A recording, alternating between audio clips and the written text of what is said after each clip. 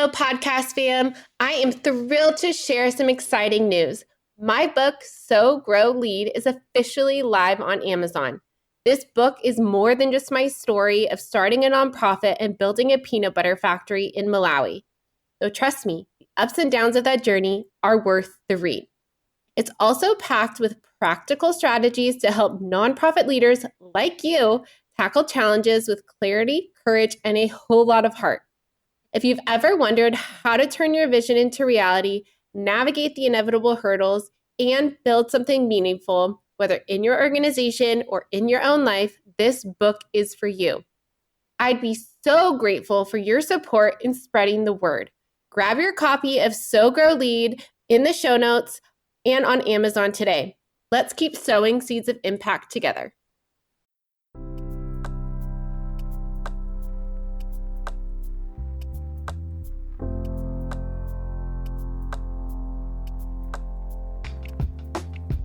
Are you a nonprofit professional who's feeling overwhelmed and burnt out? Well, welcome to the Lead with Heart podcast. I am your host, Haley Cooper. On this podcast, we will share stories of leadership, courage, and empathy that'll help you learn to take care of yourself, your staff, organization, and community.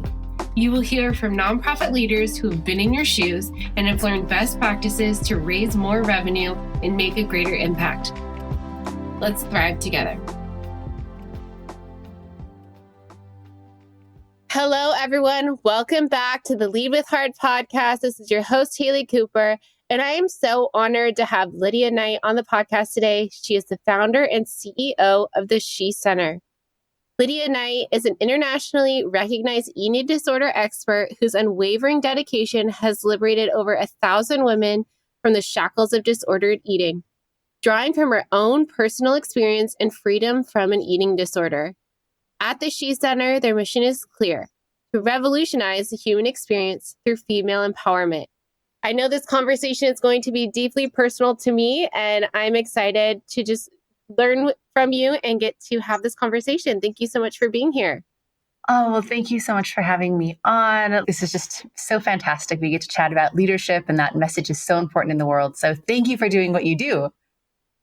Yeah, thank you. I could talk about nonprofit leadership all day. That's why I have this podcast. But before we get there, I would love to know a little bit more about your background to how you got to the She Center. Yeah, absolutely. So, Haley, I was having a mid-career crisis, is something, one way to call it, where we had built something really huge. So I had trained over 400 health coaches. We were all over the world. We had over 8,000 clients that we were coaching. And it was my mission and my calling. And I love the community that we had created. And I love the clients that we coached. And I love the business coaching and the leadership that went along with that. And what I found out was that we were hurting people. And I didn't realize that until I developed an eating disorder. And what I found out was that the number one cause of eating disorders is restrictive dieting. And at the time, I was a weight loss coach. And so I was at this crisis where we had built this incredible community, but it was based off of something that was not good for the world. Now, the first thing that I wanted to figure out is how to fix this for myself. It was absolutely destroying my life. And then the other thing was what to do with this incredible community that we had created now that we were faced with needing to change things in a really big way to be in integrity. So what happened was, number one, I went on a journey to end my eating disorder. And everywhere that I looked, it was the same rhetoric of, you're broken, you're always going to be broken. The best that you can do is manage this and for the rest of your life. And I refused to believe that. So I pulled from principles from earlier in my life that had saved my life, that had changed my life. And it was a framework that I had actually developed out of survival. So I am a cult survivor. And being out of that cult experience, it's an interesting thing when you've been through that sort of trauma, because even though you logically know things are different, you emotionally, like your body doesn't realize that you're safe or that this is actually the truth and these were actually lies. So what I had done earlier in life is I had created a framework to reprogram subconscious thought and to really understand those patterns. And I had gotten myself free of that past that was holding me back. And Haley, I did the same thing with my eating disorder. And after years of struggle, in less than a week, I was completely free of my disordered eating, the thoughts, the behaviors. And I was so incredibly grateful and wanted to share it with those around me. And it turned out there were a lot of people in our world struggling because we were in a world of restrictive dieting. And so that just naturally leads to an eating disorder. So we, in the career aspect of things, decided that even though it was scary and new, I made a complete shift where I was no longer a weight loss coach. And we were talking about freedom and freedom from eating disorders. And we have now helped over 1,000 women be completely free. And so we celebrate that as the She Center. But that was really the foundation, because those same principles of understanding our subconscious thought and being able to look at that and be aware of it and actually reprogram it and change it to something that is a match for our goals has been one of the most important leadership principles now that we really look at leadership. So that's where the principles all came to be. That's the origin story. But the work that we're doing now in the world is really taking those neuroscience, mindfulness principles and applying them to how we lead and how we live and how we love. So that's my story. Wow, that's beautiful. And thank you so much for sharing and being able to utilize what was hard and traumatic for you into turning it into good and making an impact on 1,000 women's lives and probably so many more.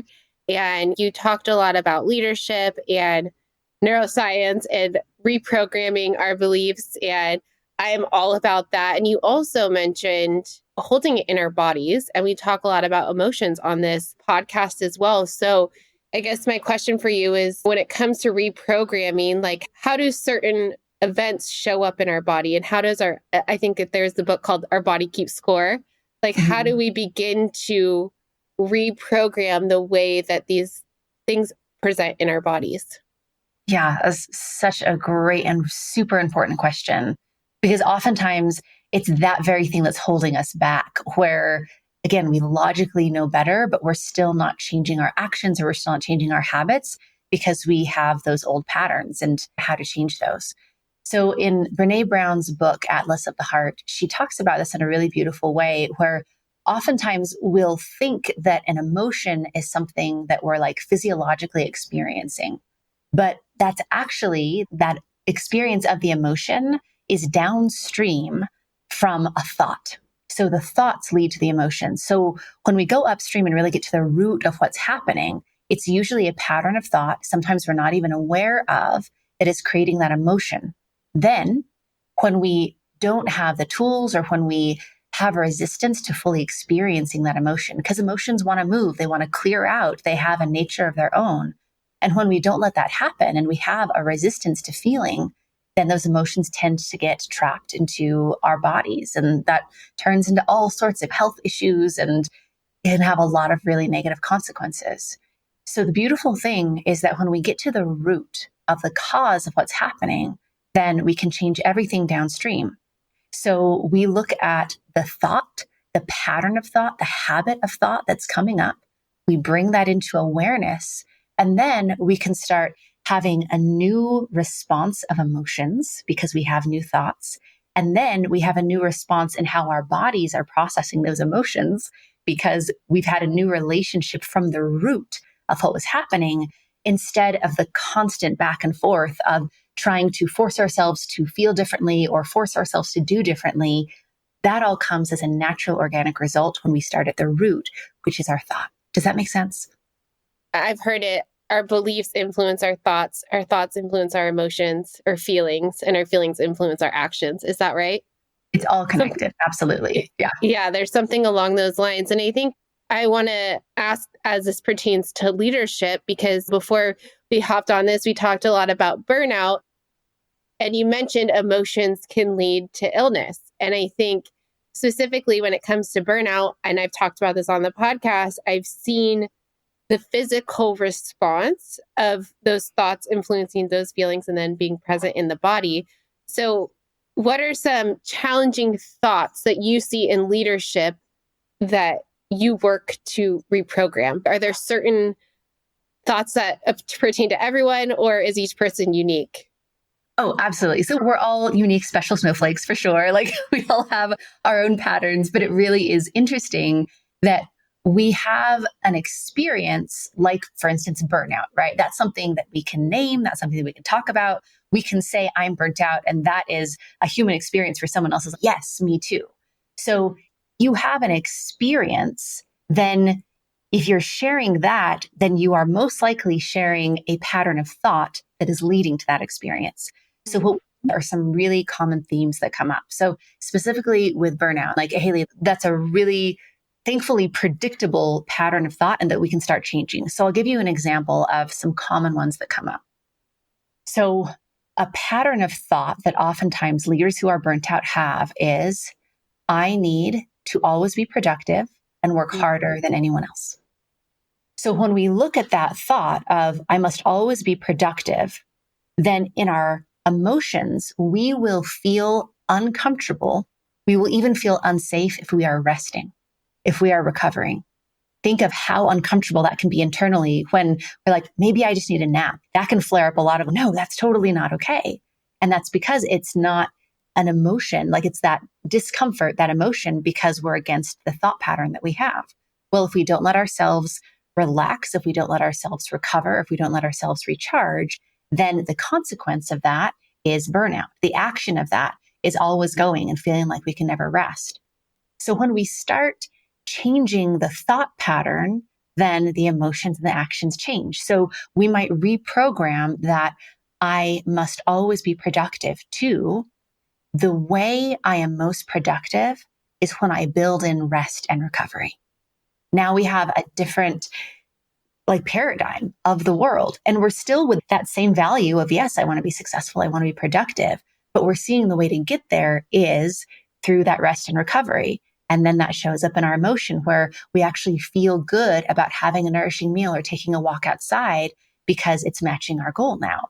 And then our actions are a match with, okay, we're comfortable with doing things that feel good in our recovery. And so we start that upstream at the thought level, and then everything downstream changes. And we are not experiencing burnout anymore because we don't have thought patterns that match burnout. Yeah, I think that's so powerful. And one of the tools that I use in my own work that was developed by Dr. Lola Gershfield through the EMC process is also asking, what is your fear about yourself? What is your fear about your relationship with either your coworker as it comes to productivity? What is your fear about yourself if you rest? What is your fear about your relationship to your organization if you choose to rest? And sometimes it's, if I don't do this, then no one else will. If I rest, then the organization will fail.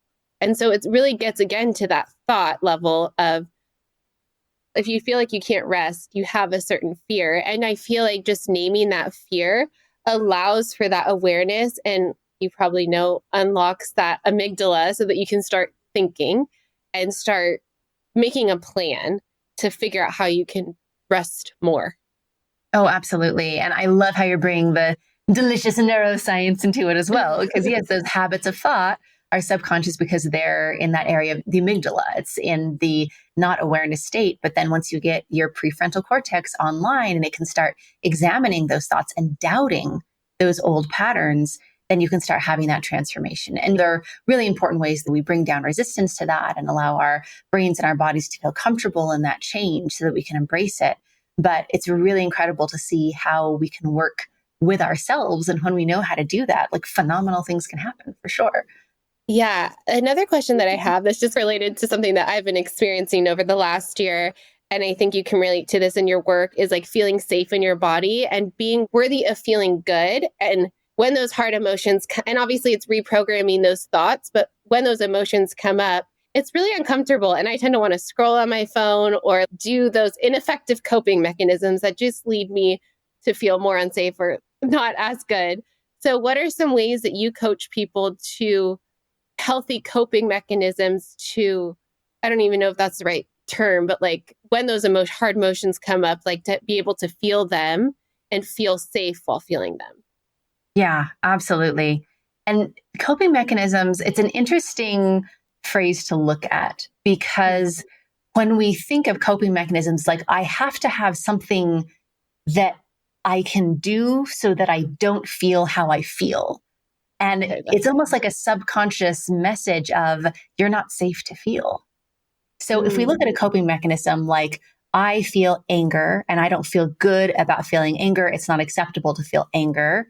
Well, the only thing that I can do is to cope with this somehow, right? So I have to do something. Well, I'll scroll on my phone, or I should do a healthier coping mechanism where I should take a bath instead of feeling angry.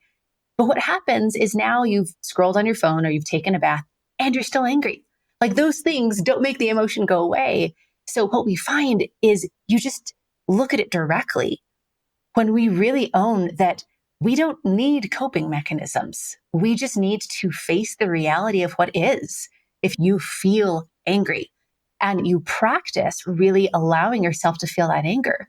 So what happens is that is the way that you cope. You don't need a mechanism, something else. You cope with it directly. You let yourself feel that anger. You let yourself feel safe in that anger. You let your body recognize that I felt really angry and that cleared out. And here I am, alive to tell the tale. It didn't hurt me. Emotions cannot hurt me.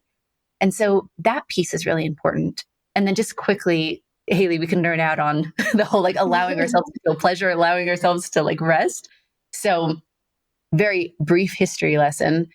Do you know who like Reverend Graham is from way back in the day, like 1800s? Yeah. So just to catch everyone up, this was a big movement in like early United States where it was a religious movement where they saw pleasure as evil. So they would have people like, don't sleep on a soft bed, don't eat food that tastes good, don't sleep for very long. It was the way to be close to God was to not ever feel pleasure. And this was actually the movement that popularized circumcision, not for religious any reason, but just because we shouldn't have pleasure anywhere. So it's interesting to see how this mentality has really gotten into, especially Western thought and culture of pleasure is bad, rest is bad, enjoyment is bad. And when we start looking at the place where some of those came from, this was a person with some really not good for people ideas that just got perpetuated. And now we've normalized it. But in fact, just because Reverend Graham said you shouldn't sleep on a soft pillow doesn't mean that's right for you. And to allow ourselves to feel the anger, to feel the pleasure, to really feel what we're feeling, and to normalize that and tell ourselves a new story is really powerful. Wow. I've heard of Dr. Reverend Graham, but never in that perspective. And I also love the perspective you gave on coping mechanisms, as it's like something we have to do almost to escape, whether it's like a good thing that's beneficial for us, taking a bath or whatnot, or meditating or whatever.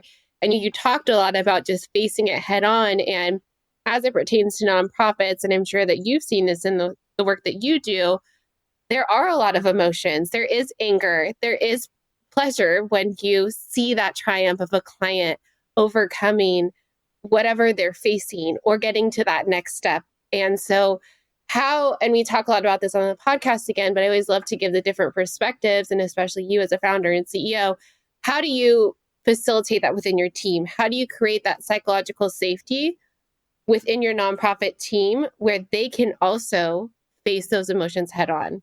Because they're going to happen. We're human. And so how do you allow that space for people to feel? Oh, I love that. That is so important. That's a really important piece of leadership, and especially the new leadership that we're moving into collectively. So there was just a few hours ago, a member of our team that shared something that really means a lot. And I think ties into this, where she said, I am celebrating that we are in a company, we're on a team where the culture that we teach our clients and the tools that we teach our clients, that integrity is all the way through. She's like, that what we teach on the outside is what we are experiencing as a team on the inside. And we teach the people who work at our company, like they know the principles that we teach our clients about experiencing emotions. And we have a really clear culture that you will not be judged for what you think or how you feel. The way that you respond to those thoughts and those feelings, there's accountability there, there's support there, absolutely. But we live in what we've created a culture where people feel very safe being able to say, hey, this is what I'm thinking, or this is what I'm feeling. And that there isn't a part of them that is like inappropriate. Like these are the only emotions that are appropriate or the only thoughts that are appropriate, because people are going to feel and they're going to think. So the only way to keep that out of your culture is to say, it's not okay to let us know that you're feeling or thinking. But when you really have an open culture around that, it's incredible because you're not operating on top of that. You're not operating on top of someone not feeling heard, bottling up emotions. Like we just had a member of our team go through a really big grief. Like they're grieving, there are big things happening, and being able to see the whole person and think, what does this person need as a human being? And to really be clear on that. That's the culture that we talk about, and that's how we show up, and that's how we treat our team. And it's really interesting. Like, Haley, it's something I didn't anticipate when we first started the She Center. But a lot of times when people come onto our team, there's like this period of almost like trauma recovery from being in a toxic work environment where people need to have some reinforcement that you really are safe to feel what you feel here. And to just to have that time and space to trust that is a really important piece too. Wow, I love that. And I love that that conversation happened a few hours before we have this conversation, because it just solidifies, like you said, that you embrace your values both internally and externally. And I think that's so important as mission-driven organizations, that we embrace the people that work for us as well as part of that mission. And another question I always love to ask people, because everyone defines it differently: what does culture mean to you? Do you have a specific definition around, I want to say a healthy culture, but like a thriving culture? Is there a specific definition or term that you use to define it? We definitely use the word culture, and what that means to us is it's the way of showing up, it's the behavior, it's the way that someone conducts themselves without anyone ever telling them. And culture is so incredibly powerful, is right. It's that people will default to what the culture is telling them way more than what anyone is like telling them to their face. They're going to feel that culture. So yeah, our big focus on the work that we do with companies and within our own company is that when you have a culture that aligns with not only your goals, but in nurturing the people that are part of that culture, then you have something that is so powerful and so sustainable, because that culture will just perpetuate itself and continue to be stronger, whether for the positive or the negative. But if you can do that in a positive way, it's more powerful than most anything else. Yeah. And I think when you say like people can feel that culture, not only does it lead to more productivity, but cultures can make or break if people stay, right? Like they can be so passionate about the mission, but if there's something faulty about the culture, like that was what drives people to leave. And I have these conversations with people most days in nonprofits, unfortunately, that I should say there are a good amount that have really healthy cultures and really drive that at the forefront of everything they do. But it starts with that mission. Like the mission drives their decisions and that culture internally. And then that's how they're able to drive change externally. Yeah, absolutely. And that feeling of really being part of the culture, and the culture can change, because sometimes we can get locked into a culture where the system, the structure isn't allowing it to innovate and to get better. And for people to feel like they have a say in how that culture changes, I think it's a big deal with staying, because I don't specialize in nonprofits. We work with a nonprofit. So I'll give this to you. But what I am seeing from my own observation is, if you are attracted to being at a nonprofit, you want to be part of a mission. You want to be making the world better. And to feel like you can do that on the level of your own nonprofit or your own company, being like, I can make this place better as well. I have a say, I have a power in this, I would think would be a really important values match. Yeah, I think that's a really good point. And specifically, one of the things that you talk about, obviously, is women leadership and women empowerment. And if you think about in nonprofits, being able to drive that change, the sector is inundated with women. Most women are in the nonprofit sector, but most CEO levels, and I don't know the percentage, are male. And so it can be hard in the terms of gender diversity and corporate culture to allow women to have that positive impact and positive change and that voice. So when it comes to exploring this idea of to create environments that empower women to contribute their unique perspectives and skills, like how do you envision fostering a culture of inclusivity and diversity in this respect?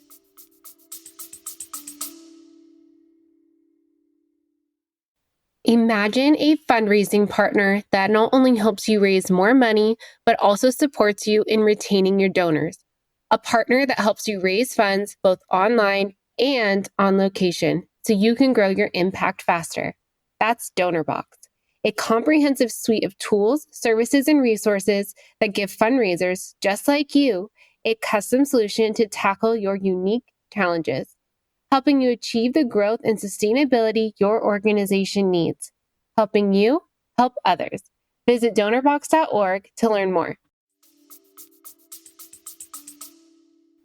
Yeah, that's absolutely phenomenal. So the only obstacle to any problem and fixing that problem is the way that we think about it. So starting at that thought level, like we were talking about earlier, I would hope that most of us know consciously that gender diversity makes a stronger culture and more productivity and adds to the bottom line and is a very good thing. But a lot of times, whether it's the promotion or the hiring or bringing someone into leadership, that they're from both men and women and everyone else, there are subconscious thoughts that we're not aware of, where we tend to promote and uplift people that either look like us or look like the idea that we have in our head of what leaders look like. So I did a video a little while back where I went into AI, the image generators, and I put in words like CEO and leader and president. And it was just white men over and over. Like it was hard to even get the AI to create an image of any sort of leadership that wasn't a white male, strangely sitting on a leather chair every time. Like that was a really strong theme. Yeah.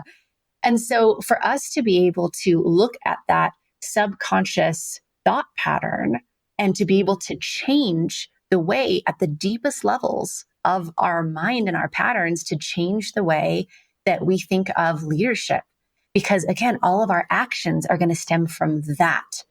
And so there are so many great efforts with DEI and in the world, but a lot of it is focused on let's try to put policies in place or change behavior versus let's actually change the thought habits and the ideas and beliefs that influence that behavior. And that's one of the most important connections.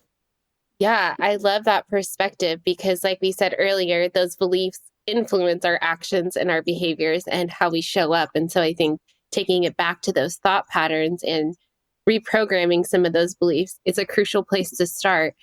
So I guess in terms of maybe a broader term, like how can nonprofits or companies actively address not only gender diversity, but also the broader spectrum of diversity and ensure, I think a lot of people talk about diversity, but not inclusion and belonging. So how to include those aspects in terms of things that include that topic. Yeah. So starting in a more granular place, I think this one hinge point is really important where we shift from seeing diversity and equity and belonging as have-tos of, oh, well, we have to appeal to some change in the world or to feel like we appear as good people or whatever it is. And to really fundamentally shift that to the knowing that this is really good for everyone. Companies that have diversity in all sorts of different ways, including gender diversity, they make more money. They have better retention. They have better ideas. They have better innovation. They have more profitability. So really being able to run to that and embrace it as let's get lots of diversity in here because of our own self-interest, because it's really good for the company, for the individuals. And the best way to do that is to be able to look at those fundamental thought patterns that lead there. One gap that I see is that with a lot of companies, they have great leaders, they have good mentorship, they're even taking really great initiatives to help people with emotions or counseling, like those sorts of things. But I rarely see any either partnership or someone within the company that specializes in shifting thought patterns. And that's where all of this starts. So being able to really have that focus where there's someone getting to the root, where there's an expertise with someone who really knows how to do that is a super, super important piece. So I would say seeing the self-interest, like you want to get to your goals, get more diversity and to really be able to address with your whole culture, your whole company of the barriers, the resistance that come up to that truth so that people can really get on the same page and be united in that.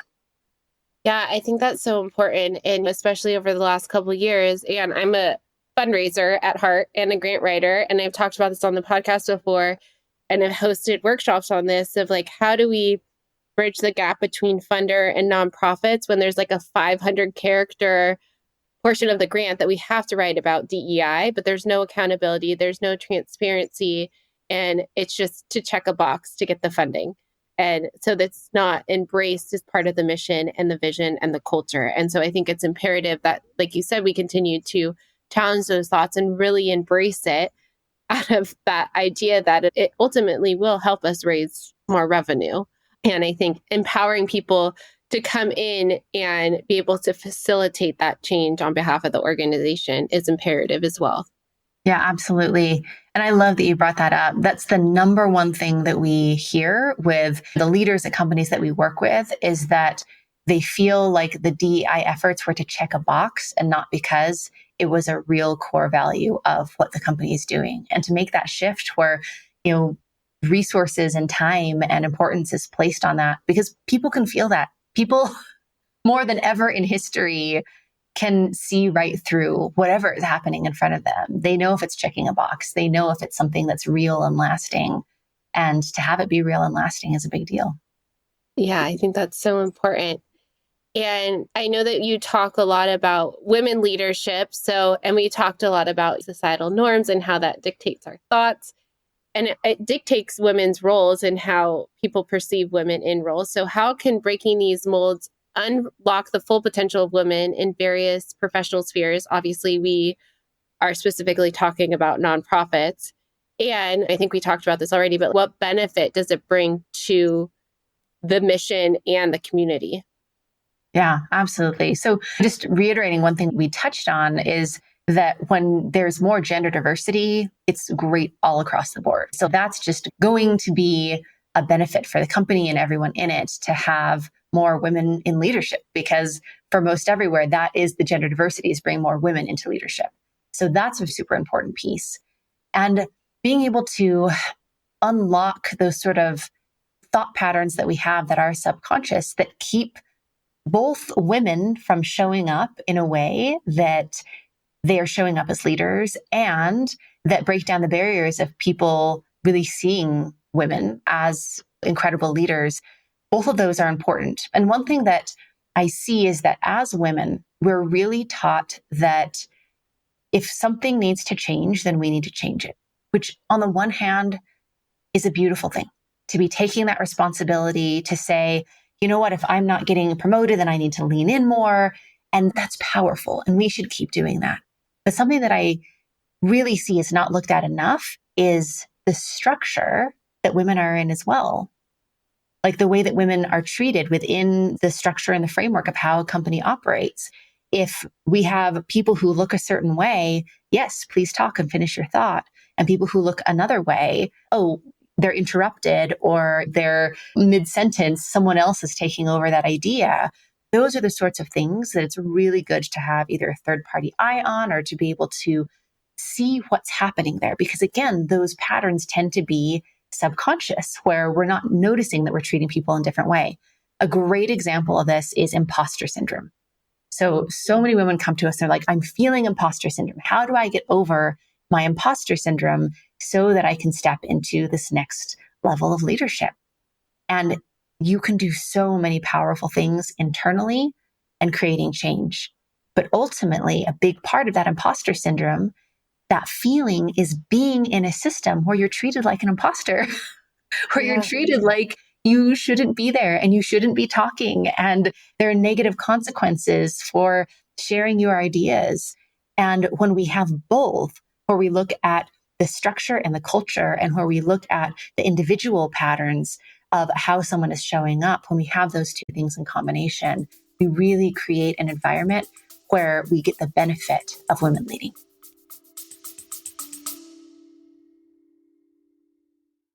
Hey there, podcast family. If you're like me and deeply committed to improving your leadership skills and fostering better connections with your team, I've got something truly amazing to share with you. I'm proud to introduce the EMC Masterclass, something I talk about often as a certified trainer. It's an incredible program developed by the renowned Dr. Lola Gershfeld, an organizational psychologist and corporate emotional connection expert.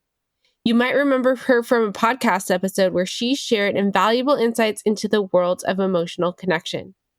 Dr. Gershfeld's EMC Leaders courses are designed for anyone working with people, whether you're a manager, supervisor, team leader, educator, coach, mentor, or a team member. This program is truly for everyone looking to enhance their communication and collaboration skills to raise more revenue for their mission. Now, let me tell you why the EMC Masterclass is a game changer. Dr. Gershfeld's groundbreaking emotional connection process has been integrated into top universities' curriculum and recognized by international organizations like ICF, HRCI, and SHRM. Humans are wired to seek emotional safety, and when we feel safe, we're more likely to take risks, share innovative ideas, and collaborate effectively. The EMC process is the catalyst for creating that emotional safety within your team. The virtual EMC Masterclass consists of 8 modules with 4 hours of expertly recorded material, 13 quizzes to reinforce your learning, and a workbook filled with activities for offline practice and something I still refer to daily. Ready to become an emotional connection master?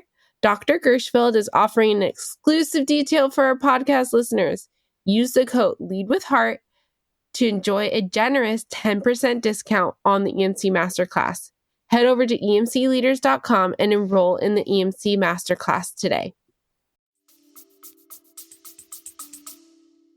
Yeah, I think that's so important. And I also think it's like what popped in my head. I've been having conversations with women who are doing big things, and they're asking, why me? Who do I think I am to show up in this? Or who am I to write a book or launch a course or whatever? And I think it's flipping that question and being like, why not you? Every single experience that you've had to this day leads you to this point. And I think having some of those feelings are valid and they're like normal. And again, it goes back to that thought. But I think what came to my mind was like, what if we flip that question? What if we ask, why not you? And empower women from that spot of, you're meant to do this. You were given all the tools to be here to be able to do this. Yeah, absolutely. I love the flip of that question because it is so important, and to really look at the culture that we were brought up in, right? Like feminist writer Steele Campbell, he talks about how in media, if you go and read 100 books and watch 100 movies, so often it's a white male main character. And it's this story of all of the people in their world rallying, all of the side characters rallying and being like, yes, you can do it. And then they overcome and they slay the dragon and they whatever. But we have a lot fewer examples of women being the main character stories and people rallying around them. So it's understandable. Who am I to be this thing that I haven't seen very often or I've never seen before? And there's just a reference when you are not a woman, especially as a white male lifted up in that character of, you have so many references, and stories are so important. We as human beings understand the world through stories. So having a podcast like this, where it's like, there are stories of women leading and being successful, and that why not me can turn into, well, of course, like they did it, so can I. Yeah. That's so good. And in the journey to unleash a woman's full potential, what role do mentorship and coaching play in fostering leadership development and career advancement? Yes, this is so incredibly essential. I would say the number one most effective way to be advancing, whether it's in your career or your personal development, is to have mentorship, to have coaching, because it goes back to that same thing we were just chatting about, where you can't be what you can't see, right? So being able to have that coaching where you can see that path in front of you that you couldn't see on your own, especially when it comes to those subconscious patterns, those thoughts that we're having, because they're out of our consciousness. Oftentimes it's like you can't see the label of the jar when you're inside the jar. To have a coach that can see more than you can from your perspective, can see what is in your blind spots, is going to be really important. Just, Haley, that question that you flipped, to have someone in your life that's like, why not you? When you're asking yourself, well, how could I do that? Why me? And so they're able to see those blind spots, the things that you can't see. You definitely want a coach or a mentor that has a path, that either has what you want or knows how to get what you want, and can see from that bird's eye view steps farther than you can see yourself. And then we all need someone that can bring us back to our center when we get off course. Because honestly, if we can just stay steady on our course of what serves us and be consistent in that, there's so much available to us.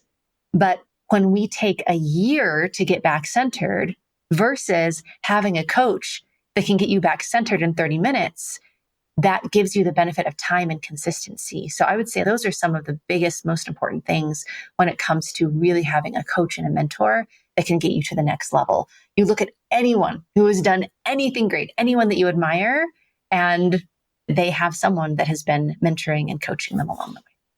So if someone's listening to this, like I've had the benefit in my career of knowing people that I can reach out to and ask to be a mentor. And I know that that's a privilege for people to do so and for people to say yes to me. But if someone's listening to this podcast and they're like, well, that sounds like me, like I need a mentor and coach in my life, like where do they start? How do they begin to identify someone that would be a good fit as a mentor or a coach?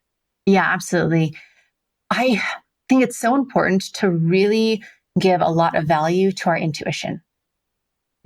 Just the knowing, the feeling of when you're hearing someone or interacting with them, that intuition is really important. Oftentimes it will tell you so much more than having a checklist will. So I would say first, really pay attention to your intuition around someone. The next thing that I would look at is, does this person know how to get me to where I want to go? And are they doing it in a way that I respect? So looping back to the weight loss coaching world that I started in, to see that person looks really fit. I would love a body like them. Okay, well, how did they get there? Well, they took addictive medications. They risked their lives. They have long-term heart damage because of it. It might have given them an outcome that looks appealing to you, but if that's not in a way that you feel in integrity with, you need to have someone that matches your values of how they're getting there and how they would get you there. So that's another really important thing. And then the third one, I know this can be an unpopular thing, but I'll give it to you guys straight. Pay for your mentor. Invest in a mentor. Spend your money on a mentor. You might be able to find someone incredible that's willing to volunteer their time, but they will not be able to show up in the same way as if you are investing with them. And oftentimes those who are giving away mentorship for free have some sort of insecurity around their own mentorship already, where they're not going to be able to get you that full result. So in finding a great mentor, be ready to invest in a great mentor. Make sure you've got the values piece, the intuition piece, but once that's there, stretch yourself as much as you can, because oftentimes for coaching or mentorship, the more you're investing, the higher quality of mentorship you'll be getting. And with what you get back from mentorship, like you want to be able to really go for quality. So I would say those are a couple of ways to start and some principles to really operate off of. Yeah, I love that. And I think it also goes back to that thought and belief pattern as well of being worthy of investing in ourselves, right? We deserve to invest in ourselves and take that chance on ourselves, trust our intuition, and change our lives. I've seen it in my own life. So I'm preaching to the choir, but I think it's definitely, I've had to change those thoughts and belief patterns, though, about that idea of being worthy to invest in. And I've seen dividends, or the return on investment, as you should say, from investing in those opportunities. Totally. The best thing you can invest in, the biggest return, is going to be investing in yourself. And just a quick tip. So often we have this pattern of, I need to feel worthy so I can invest in myself. If you want to feel worthy, do it. Invest in yourself, and all of a sudden you're showing up to get your money's worth. And then you see that return. And then once you do that, you're like, oh, I've now built trust in this. But invest first so that you can feel through your action that worthiness. If you are waiting to feel worthy to invest in yourself, you will keep on pushing that goal and that dream down the road, and it may never happen. That's a good place to wrap up our conversation. Empower people to just go and invest in themselves. Lydia, it's been such a pleasure to have this conversation. If people want to learn more about the work you do or follow along with your leadership and all the things that you offer, where can they find you? Yes. So Haley, we have something really fun just for your community. And we have a special page where we have our best resources. We have a new book on leadership that is a free download for you guys. We have some fun quizzes if someone wants to know more about their relationship with food. Like we've got a masterclass, we've got all sorts of fun stuff, and we update that as well. So if they pop over to podcast.theshecenter.org/lead with heart, all lowercase, then they can get access to all of those beautiful resources. And again, that's podcast.theshecenter.org/lead with heart.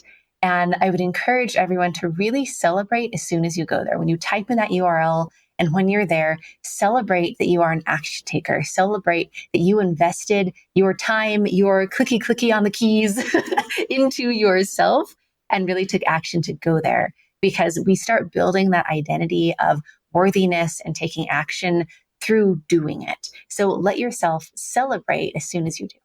Well, thank you so much for that surprise. And we'll also include that in the show notes for anyone that wants to access it. Lydia, you're such a gift to me and our listeners and the community that you serve. And I'm just so appreciative of you. Thank you, Haley. If you have valued these stories or learned something from what you've heard, please share this podcast episode or follow me on LinkedIn. Thank you so much for your support, and together we can build a better community and world.